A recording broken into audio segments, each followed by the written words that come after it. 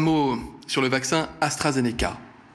Vous le savez peut-être, le Danemark a décidé, il s'est fait emboîter le pas par l'Islande et la Finlande, le Danemark a décidé de suspendre par précaution et jusqu'à nouvel ordre l'utilisation du vaccin AstraZeneca contre le Covid-19 en raison de craintes liées à la formation de troubles de la coagulation chez de très rares personnes vaccinées, dont une est hélas décédée.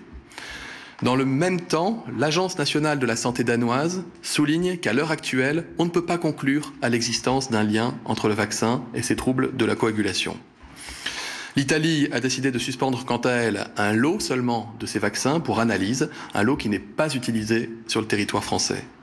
J'ai saisi dès ce midi l'Agence nationale de sécurité du médicament de la question afin d'y apporter un éclairage. D'après l'Agence nationale de sécurité du médicament, qui suit ainsi d'ailleurs les recommandations qui ont été formulées hier soir par l'Agence européenne du médicament, il n'y a pas lieu de suspendre la vaccination par AstraZeneca.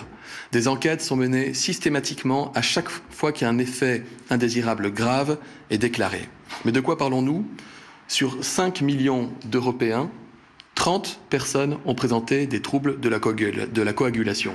Chaque dossier de ces patients est évidemment analysé pour chercher une causalité, un lien de causalité avec la vaccination. Ils n'ont pas encore été identifiés formellement.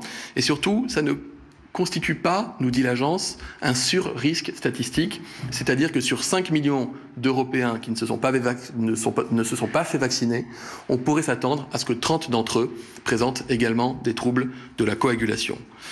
Ce qu'on appelle le rapport bénéfice sur risque, c'est-à-dire le bénéfice apporté par la vaccination, est donc jugé supérieur au risque à ce stade. Évidemment, des investigations sont en cours en France et à l'étranger. L'Angleterre, qui a vacciné des millions d'habitants avec le vaccin AstraZeneca, enjoint à poursuivre la campagne vaccinale et n'a pas objectivé à très large échelle de sur-risque d'effets indésirables graves. Mesdames, Messieurs, cela fait désormais 1 an que nous traversons ensemble cette pandémie.